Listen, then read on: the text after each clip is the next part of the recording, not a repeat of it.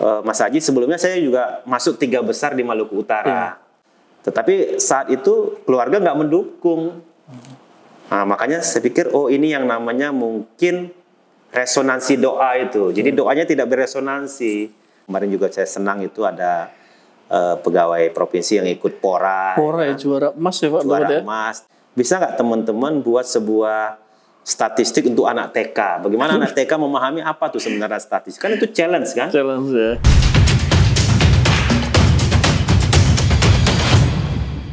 Ini menarik ya. Jadi pada saat Pak Rizwan itu ikut lelang Kepala BPS Provinsi Aceh, sebetulnya ada posisi lain juga ya Pak? Ya. Kepala-kepala provinsi yang lain, kemudian direktur juga ada juga ya Pak? Benar. Tapi Pak Rizwan lebih milih ke Aceh, yang mungkin jaraknya lebih jauh ya, padahal kalau home base-nya Pak Rizwan sekarang kan di Lenteng Agung ya Pak. Benar. Jadi ini mungkin ada alasan tersendiri nih Pak, biar teman-teman mungkin tahu kan bahwa inilah perjuangan Pak Rizwan kepengen membangun Aceh, mungkin salah satu alasannya tentunya ya. Mungkin kita bisa dengar lebih lengkap alasan Pak Rizwan memilih Aceh. Oke. Untuk lelang. Iya, jadi kenapa saya pilih Aceh? Yaitu tadi ada histori saya di Aceh karena secara konsep ya kita lebih mudah melakukan perubahan-perubahan itu kalau kita mengenal baik tim kita gitu loh. Ya. Jadi saat itu saya berpikir modal saya kan 6 tahun di Aceh dan saya kenal banyak dengan teman-teman sehingga yang saya rasakan sekarang itu ya begitu. Ternyata benar, saya lebih mudah melakukan perubahan-perubahan pendekatan karena sudah Dukungannya saling lebih kenal. ini ya Pak. Trustnya sudah ada, jadi trust buildingnya tidak terlalu berat lagi. Nah, dan sebenarnya ada alasan yang paling mendasar ya. Saya setelah dari Aceh itu kan langsung ke Pusdiklat. Ya, Pusdiklat dengan perjalanan yang saya sampaikan tadi itu jadi Widyaswara dan seterusnya. Sebenarnya pengalaman praktis saya terkait dengan kegiatan-kegiatan BPS yang real itu saya sangat minimal karena saya fokus di pengembangan SDM seputar manajemen SDM, pengembangan SDM dan seterusnya. Sementara bidang keilmuan saya itu kan berbasis isu-isu pembangunan.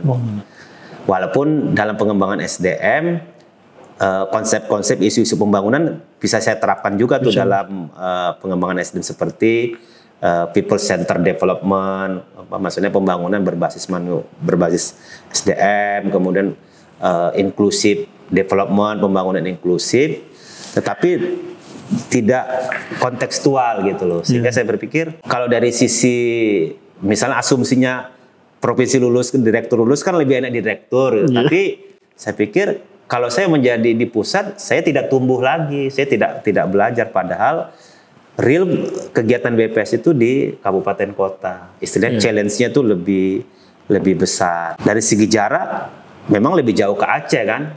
Pada saat itu kalau kita pulang pergi ke Aceh 3 jam, tapi kan saat itu mindset saya keluarga bawa ke Aceh. Jadi nggak ada persoalan. Nggak jauh juga ya Pak. Jadi tetap dekat gitu loh. Walaupun sekarang agak berjarak dengan anak-anak nggak ada masalah juga kan, semua terasa dekat. Kan dekat itu kadang-kadang di pikiran saja, atau jauh itu kadang-kadang di pikiran saja kan. Jadi itu saya putuskan memilih Aceh, dan yang terpenting adalah dukungan keluarga juga gitu loh. Mas Haji, sebelumnya saya juga masuk 3 besar di Maluku Utara. Maluku Utara saya 3 besar. Tetapi saat itu keluarga nggak mendukung. Nah, makanya saya pikir, oh ini yang namanya mungkin resonansi doa itu. Jadi doanya tidak beresonansi. Sementara di Aceh beresonansi sehingga konvergen doanya gitu. Jadilah di Aceh, dan alhamdulillah ini mungkin kesempatan saya untuk bersama-sama teman-teman yang lain tentunya untuk berbakti untuk negeri lah melalui kerja-kerja di BPS gitu. Jadi itu kira-kira ya Pak alasan Pak Rizwan milih Aceh. Alasannya tentu saja untuk bangsa ya, untuk membangun Aceh lebih khususnya ya Pak. Jadi apa yang bisa kita lakukan tentu saja sebagai sahabat data atau sebagai BPS Aceh, kita harus mendukungnya ya, karena niat baik tentu saja kita harus menyambutnya ya, gayung bersambut lah gitu ya Pak. Gayung bersambut. Kemudian ini biar kita lanjut aja ya Pak, kita lanjut tentang saya dengar kan, Aji dengar lah, itu kan Pak Rizwan ini sering bicara tentang tahun 2023 adalah tahun prestasi BPS Aceh gitu kan. Iya. Nah ini kan nyambung nih obrolannya tadi kan tentang visi misi Pak Rizwan ya, milih Aceh itu berbakti kepada bangsa, kemudian khususnya Aceh maupun Aceh lah, karena banyak ya teman-teman Pak Rizwan dulu gitu kan, teman-teman seperjuangan dulu yang udah jadi top leader di level kabupaten, tentu saja kan akan lebih mudahkan Pak Rizwan dalam memimpin BPS Aceh, karena BPS Aceh ini Pak Rizwan kan nggak cuma memimpin provinsi aja ya Pak, benar, iya. Kabupaten kota juga ini adalah anak-anak Pak Rizwan juga gitu kan, dalam istilahnya radarnya Pak Rizwan ya. Benar. Jadi mungkin kita butuh konsep lebih detail Pak, tahun prestasi itu target-target yang dicanangkan Pak Rizwan itu apa ya, prestasi itu dalam bentuk apa gitu, apakah mungkin nanti jangan-jangan malah ada pegawai BPS Aceh, Pak Rizwan kepengen anak buahnya berprestasi, nanti malah ada ikut Indonesia Idol gitu Pak. Oh iya.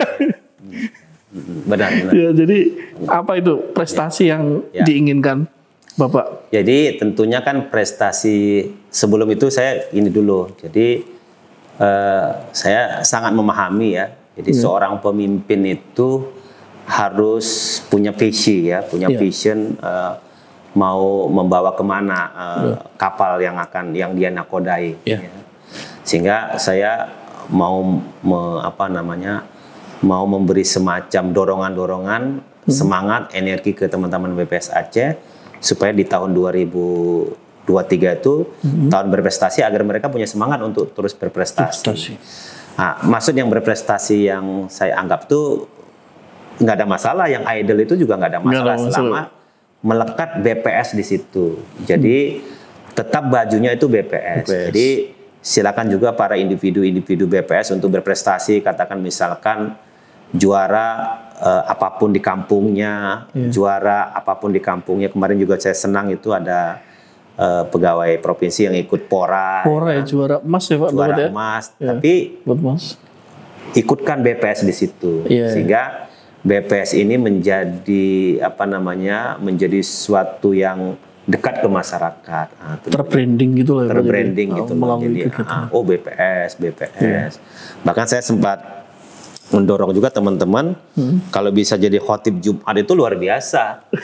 Ya, jadi pada saat jadi khotib Jumat ini orang BPS. Jadi BPS itu harus menjadi semacam top of mind masyarakat Aceh gitu loh. Ya. Sehingga dengan menjadi top of mind, jadi ada sesuatu yang berkaitan dengan BPS, mereka mendukung. Nah, itu menjadi partisipasi menjadi lebih meningkat, itu dari sisi individu. Nah, kemudian dari sisi organisasi, yaitu tadi BPS juga harus mencoba mencapai prestasi-prestasi yang sudah berjalan, misalkan lembaga instansi kemarin yang laporan keuangannya bagus, IKFA-nya tinggi, dan nanti kita akan canangkan, kita insya Allah mendapatkan WBK, kemudian nanti kita dan seterusnya lah. Jadi artinya RB kita meningkat, sakit kita meningkat, karena itu di samping menjadi indikator pencapaian kinerja saya sebagai kepala provinsi, tapi juga itu stimulus untuk menjadi indikator bahwa BPS Aceh itu sudah melangkah lebih baik. Ya, jadi menjadi lebih baik, dan itu menjadi jejak digital kita nanti ke depan. Nanti misalkan saya ini kan katakan sehat, panjang umur, 10 tahun lagi pensiun, ya kan? 10 tahun lagi 10 tahun lagi pensiun.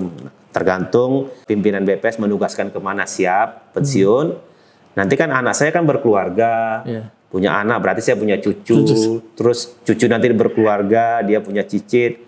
Bahkan sewaktu-waktu dia buka Google kan, BPS Aceh tahun 2023 mendapat prestasi. Oh, itu kakek saya jadi kepala BPS-nya. Jadi itu metafora saja. Tapi poinnya adalah prestasi-prestasi kita itu menjadi jejak digital kita. Nah, di saat yang bersamaan, kalau ada kesalahan-kesalahan kita, kalaupun ada bahasa lugas misalnya, ketidakmampuan kita, kecurangan kita juga menjadi jejak digital. Jadi misalkan saya sampaikan juga ke para kepala-kepala, misalkan dalam pengadaan apapun lah, pengadaan rumah dinas, pengadaan bahan-bahan, misalnya kita mengadakan sesuatu yang di luar spek atau tidak sesuai dengan harapan, dan itu kan kelacak secara digital. Lah itu menjadi modal kita. Jadi poinnya tadi itu vision dan sebenarnya semangat untuk menjadi lebih baik. Jadi contohnya begini, memang harus hati-hati memahami berprestasi ini. Bukan itu menjadi tujuan, tapi itu adalah kalau di tujuan antara saja. Jadi jangan sampai kita memahami misalnya ingin meninggalkan sakit hanya fokus di melengkapi dokumen. Bukan itu. Ada esensi yang paling dalam, misalnya kita menjadi lebih tertib, kita menjadi lebih disiplin gitu loh. Contoh misalnya di RB itu ada pilar pelayanan publik. Jadi bagaimana pencapaian-pencapaian nilai kita di pelayanan publik itu mulai terasa di masyarakat, dan itu terus didorong oleh pimpinan BPS supaya kehadiran kita harus nyata dan terasa oleh masyarakat. Jadi misalnya output misalnya sebagai instansi paling informatif, itu hanya tujuan antara, karena tujuan goalsnya itu adalah kehadiran BPS yang dirasa oleh masyarakat. Tetapi kriteria-kriteria pencapaian itu mengarah ke sana. Seperti misalnya kita ingin menjadi, bahasa gampangnya, orang kaya lah katakan ke depan kita. Dan dia juga harus kuliah kan? Nah, dia harus capai IPK tinggi. Dengan IPK tinggi itu dia akan setidaknya memenuhi syarat untuk katakan kerja di mana. Nah, sehingga kita harus punya pemahaman bagaimana mencapai IPK tinggi itu. Ya rajin belajar, rajin berdoa, kan begitu. Pencapaian di tahun depan juga begitu. Misalnya kita ingin mencapai sebagai lembaga yang memiliki laporan keuangan terbaik untuk satker besar. Kita kan ada indikator-indikatornya. Kita arahkan ke sana. Jadi pencapaian-pencapaian indikator itu sekaligus memberi pembelajaran kita untuk menjadi lebih tertib. Jadi saya kepikir begini. Jadi selama ini kita membuat indikator seperti inflasi, tapi yang menggunakan inflasi itu adalah pihak lain dalam struktur gaji, ya kan? Karena kita sebagai lembaga yang memproduksi indikator-indikator strategis itu tidak memanfaatkan itu secara langsung. Beda dengan katakan statistik sektoral. Termasuk juga yang pencapaian-pencapaian itu, prestasi-prestasi itu hanya tujuan antara, kalau bahasa di manajemen itu hanya output. Yang kita tuju itu adalah outcome-nya setelah output itu tercapai. Jadi istilahnya boro-boro kita mau merasakan manfaat di masyarakat aja belum kenal kita gitu. Jadi itu antara. Jadi nanti mudah-mudahan kita BPS Aceh, WBK, sakitnya tinggi, kemudian menjadi sebuah instansi yang terbuka, menjadi instansi segala macam lah pencapaian-pencapaian itu. Jadi ada dua sisi, dari individunya dan organisasinya, dan sebenarnya itu dalam rangka tidak semata-mata pengenalan BPS ke tengah-tengah masyarakat, tapi juga untuk sesuatu yang lebih besar lagi begitu. Ini bicara ngomong-ngomong masalah BPS dikenal di masyarakat ya Pak. Kita kemarin baru meluncurkan ini ya Pak, Duta Statistik kalau nggak salah ya Pak. Iya. Duta Statistik, kemudian juga berapa titik kita udah meresmikan pojok statistik ya. Jadi ini dalam rangka kita mendekatkan BPS ke masyarakat dan lebih istilahnya kalau pojok statistik kan di universitas ya Pak. Jadi kan di universitas kadang teman-teman mahasiswa ini sahabat data kan butuh data untuk menyelesaikan tugas akhir gitu kan. Jadi ini sekalian kita promosikan gitu ya Pak. Benar. Jadi jangan lupa bahwa BPS punya pojok statistik ya Pak, pojok statistik. Jadi kalau pengen ini udah di mana aja ya Pak pojok statistik ya? Jadi secara mandatori kan kita tahun 2022 ini kan satu pojok statistik di USK. Ya. Artinya secara mandatori itu menjadi kinerja minimal. Minimal ya. Dalam prakteknya kita sudah dua. Ya. Dengan pojok statistik di UIN Araniri, yaitu lebih pada voluntary, dan kita akan bangun. Dan itu tadi kembali ke tahun 2023 itu tahun prestasi BPS Aceh. Nanti kita akan perluas lagi di Universitas Tengku Umar, Aceh Barat, Universitas Malikul Saleh di mana di Lok Sumawe, Aceh Utara, kemudian juga Universitas Abdul Tama yang sudah komitmen untuk proses statistik. Gitu ya. Jadi artinya kalau dari sisi marketing semua channel kita manfaatkan untuk mengenalkan BPS dan bermanfaatan BPS ke tengah-tengah masyarakat. Jadi kalau kita bicara pojok statistik itu adalah sebuah inovasi yang dilahirkan oleh teman-teman BPS supaya kita membeli perluasan kemanfaatan kita semakin dipercepat. Jadi ada semangat akselerasi di situ. Kenapa mahasiswa seperti yang Mas Aji sampaikan, supaya data-data yang kita hasilkan itu menjadi lebih berdaya guna, lebih bermanfaat untuk kalangan kampus, baik dalam jangka pendek dia menyelesaikan penelitian, skripsi, tesis, dan disertasi, tapi juga dari penelitian-penelitian itu nanti kan termanfaatkan oleh Pemda, oleh pihak lain. Jadi untuk perencanaan dan seterusnya. Tapi yang menarik adalah kita kan ingin mengenalkan BPS sampai ke pelosok-pelosok, ya supaya nanti mereka mengenal dan seterusnya tadi.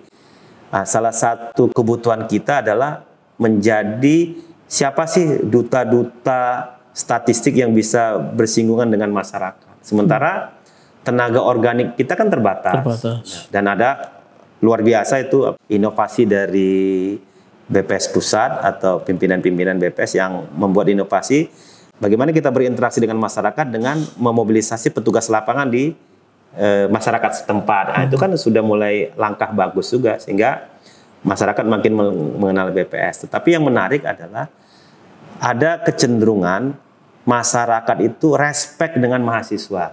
Betul, jadi kita istilahnya bukan meminjam tapi bahasa keren sekarang adalah kolaborasi dengan pihak kampus. Jadi bagaimana kampus itu menjadi duta-duta kita untuk mengenalkan BPS ke tengah-tengah masyarakat, ke masyarakat-masyarakat yang lain. Sebaliknya, pihak kampus juga mendapat manfaat dengan kehadiran pojok statistik. Jadi istilahnya saling menguatkan. Penguatan terus akan kembali ke kita lagi sebenarnya. Ya, gitu. Ya, mudah-mudahan dengan ini ya Pak, duta statistik, pojok statistik, ada lagi ya Pak, desa cantik, jangan lupa ya Pak.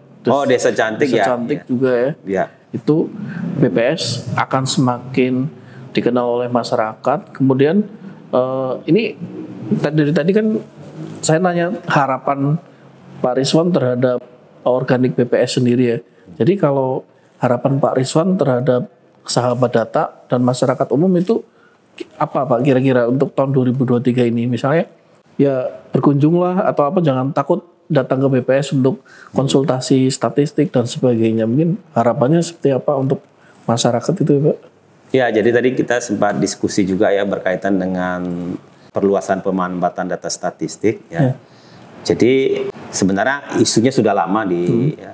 Jadi kita bagaimana kita bermanfaat untuk pihak lain itu kan kita harus tahu kebutuhannya. Jadi customer fokus atau biasa di istilahnya customer centric. Jadi berkaitan dengan data-data ini, setelah saya beberapa bulan sering ikut rapat koordinasi, mereka itu intens mengajak kita berdiskusi itu setelah ada semacam mandatori dari BPS Pusat seperti pengendalian inflasi dan segala macam itu kan, penurunan kemiskinan. Jadi mereka mengajak kita. Namun dalam prakteknya pengetahuan mereka tentang hal-hal inflasi, kemiskinan, pengangguran, ekspor impor itu masih perlu didorong, ditingkatkan. Karena bagi mereka terkesan ya masih sebatas rapat-rapat rutin. Rutinitas. Karena Pak Gubernurnya mengundang hadir. Tapi dalam diskusinya itu ternyata mereka masih perlu dukungan untuk diberi pemahaman yang clear tentang indikator-indikator itu. Seperti misalnya inflasi, dikira mereka harga naik 2 kali lipat, inflasi juga naik 2 kali lipat.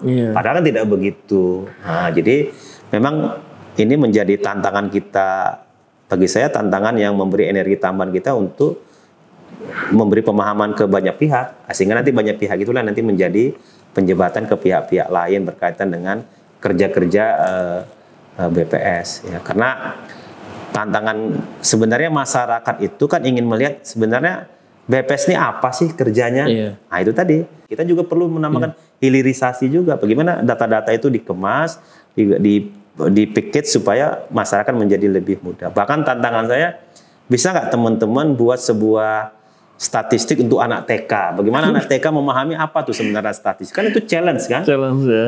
Kalau mulai dari sejak dini mereka diberi pemahaman, itu menjadi peluang kita, atau istilahnya kita menjadi lebih mudah effort kita untuk menjelaskan bagaimana statistik itu solusi atau menjadi tools untuk membuat kehidupan menjadi lebih baik. Jadi sebenarnya kita bagus itu sekarang teman-teman anak muda di BPS itu sudah bikin jargon-jargon yang luar biasa. Ternyata itu perlu perlu diinfiltrasi ke masyarakat secara berulang-ulang. Karena teori marketing itu ternyata begitu.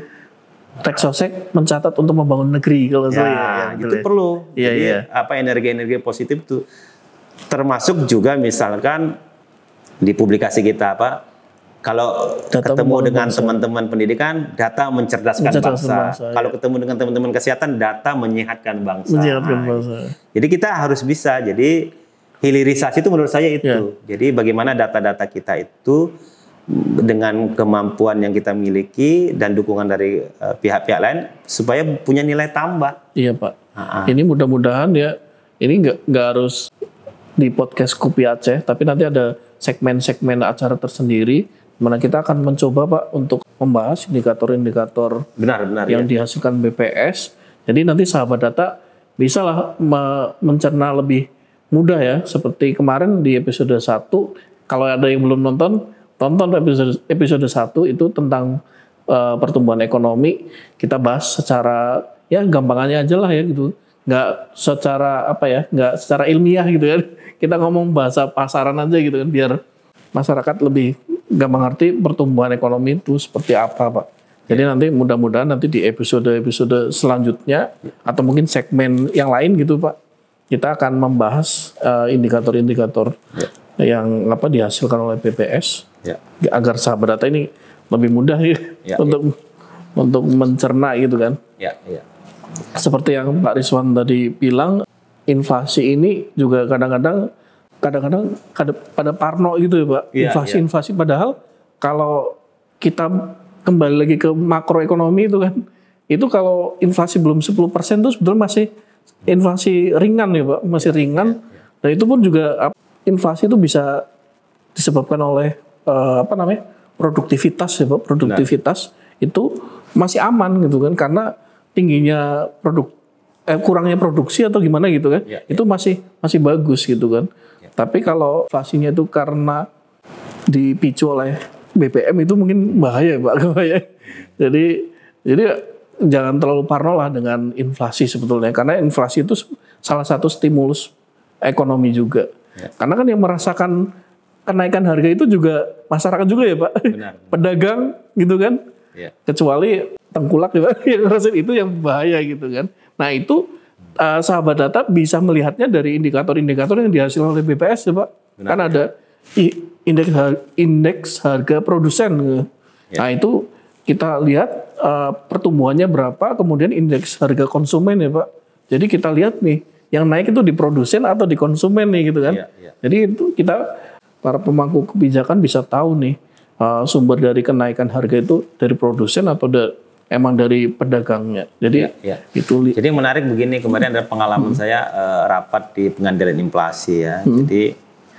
Jadi mereka itu sepakat bahwa inflasi itu harus kendalikan. Literasi sudah bagus bahwa kalau inflasinya tinggi ini akan mendorong daya beli menurun. Daya beli menurun itu berkaitan juga dengan akumulasi nilai tambah dan ujung-ujungnya kan pertumbuhan yang tidak bergerak. Sehingga mereka kadang-kadang berpikir udah kita harus intervensi harga semurah mungkin.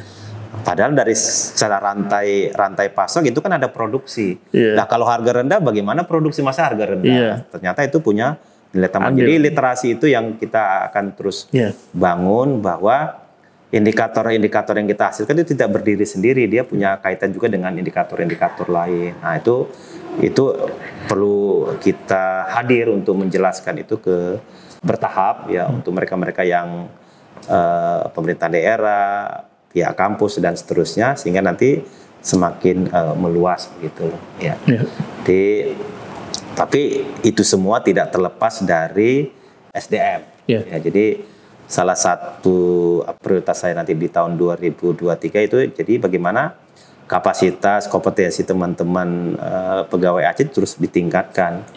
Karena kan sekarang jarak tidak kendala lagi. Jadi di daerah-daerah itu teman-teman provinsi bisa melakukan penguatan-penguatan dengan pemanfaatan teknologi untuk teman-teman di daerah. Jadi teman-teman BPS kabupaten daerah optimis, yakin teman-teman provinsi akan terus melakukan. Itu tadi BPS hadir di tengah-tengah masyarakat, BPS provinsi juga hadir di BPS kabupaten kota untuk terus melakukan pengembangan SDM supaya setelah kompetensi meningkat kita lebih mudah untuk punya komitmen untuk sama-sama melakukan perluasan pemanfaatan data-data statistik itu. Dan jangan lupa bahwa perlu juga didukung oleh kemampuan-kemampuan yang non teknis ya. Seperti Mas Aji kan public speakingnya sudah bagus, nanti itu dibagi. Jadi supaya kompetensi pegawai BPS seluruh Aceh ini paripurna, baik teknis non teknis, baik yang bersifat hard skill juga soft skill begitu. Mudah-mudahan Bismillah di tahun 2003 menjadi prestasi-prestasi BPS Aceh dan ini menjadi pondasi untuk terus mendorong BPS Aceh menjadi lebih baik. Dan lebih spesifik, kita akan dorong lokal champion ya. Jadi lokal champion karena saya melihat ada kecenderungan teman-teman yang ditempatkan di Aceh setelah bekerja 7 tahun sudah terpikir mau pindah gitu kan, seperti Mas Aji ini kan. Pikiran mau pindah, tapi mudah-mudahan dengan berbagi semangat dimanapun kita bisa berbagi, mungkin pikiran itu bisa diminimalisir, tapi boleh saja, tapi tetap harus mempertimbangkan bagaimana melakukan penguatan di BPS Kabupaten Kota. Mungkin itu menjadi nilai tersendiri juga kalau untuk menilai katakan pemberian tugas belajar, pemberian reward yang lain gitu. Itu sih. Mudah-mudahan. Kita udah ngobrol panjang lebar nih Pak, mulai dari keluarga Bapak, kemudian harapan dan tahun prestasi 2023. Mungkin yang terakhir nih Pak, closing statement dari Bapak mungkin untuk pegawai BPS Aceh secara keseluruhan dan masyarakat sahabat data. Seperti apa? Tentunya pertama saya berterima kasih sama Aji dan tim ya, diberi kesempatan saya hadir berdiskusi walaupun dalam yang tidak langsung ya. Beberapa hal yang perlu mendapat perhatian teman-teman semua ya, sebagaimana yang menjadi diskusi tadi. Saya berharap bagaimana teman-teman BPS itu sebagai aparatur sipil negara itu punya dampak terhadap masyarakat. Jadi kehadiran kita berangkat pagi, pulang sore, bekerja itu harus dirasakan masyarakat. Nah, tentunya untuk mengetahui itu kita perlu memahami kebutuhan-kebutuhan masyarakat. Dalam hal ini, kalau berbicara BPS, kita harus bisa memahami kebutuhan dari para pengguna data. Dan kita harus sering-sering mendengarkan masukan, kritikan dari para pengguna data. Karena itu sumber informasi yang luar biasa. Namun, di sisi lain, kita juga harus terus melakukan pengembangan kompetensi. Karena SDM itu menjadi prioritas ya, prioritas di tahun 2023 itu ada 6 prioritas pembangunan atau 6 prioritas penganggaran kita, di mana yang pertama itu penguatan SDM.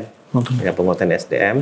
Namun memandang penguatan SDM itu jangan terlalu sederhana, ikut pelatihan bukan begitu. Jadi banyak cara, banyak channel, banyak cara-cara cerdas untuk melakukan penguatan SDM. Dan forum ini juga termasuk penguatan SDM. Ya, jadi dengan SDM meningkat, kita tahu yang kita mau lakukan, kita tahu apa yang kita bisa kontribusi. Karena salah satu kenyataan yang sekarang itu adalah kan disruption itu kan luar biasa sekarang. Perubahan-perubahan itu luar biasa. Bahkan pemerintah mengatakan tahun 2023 itu tahun yang penuh dengan ketidakpastian. Nah, dan itu menjadi mudah kita atasi kalau kita punya adaptasi yang tinggi, punya penyesuaian diri yang tinggi. Nah, penyesuaian diri yang tinggi itu tidak terlepas dari bagaimana kita terus belajar. Ya. Bahkan kalau sedikit menggampangkan, ketidakpastian itu malah peluang kita untuk berspekulasi peluang kita untuk terus belajar dibanding kita aman-aman aja tapi akhirnya tidak mau belajar. Seperti Rexosec katakan. Rexosec itu kan luar biasa tuh challenge-nya itu. Ternyata luar biasa. Dan alhamdulillah teman-teman BPS aja bisa kok menjalani dengan sukses, aman. Dan ini menjadi sukses story untuk kegiatan-kegiatan seperti melanjutkan Rexosec, Sensus. Dalam kesempatan ini saya juga mengucapkan banyak terima kasih kepada petugas, pihak-pihak yang terakhir dan yang jelas masyarakat. Ya, masyarakat yang sudah memberikan, sudah menerima petugas dan memberikan data luar biasa. Ya, mudah-mudahan BPS Aceh menjadi lebih baik. Insyaallah. Ya. Baik Pak, terima kasih nih Pak. Sama-sama. Saya juga terima kasih banyak nih. Sudah hadir di podcast Kopi Aceh, sudah meluangkan waktunya. Ini padahal Pak Rizwan banyak sekali kegiatan, sudah ditunggu banyak orang mungkin Pak. Jadi terima kasih atas kesempatannya Pak. Ya, ini mungkin kita sudahi saja ya obrolan dengan Pak Rizwan, Kepala BPS Aceh. Terima kasih atas perhatian dari sahabat data. Jangan lupa like, komen, dan subscribe channel BPS Aceh agar kami terus berkarya dan terus bersemangat untuk menghasilkan video-video selanjutnya. Terima kasih. Wassalamualaikum warahmatullahi wabarakatuh. Waalaikumsalam warahmatullahi wabarakatuh.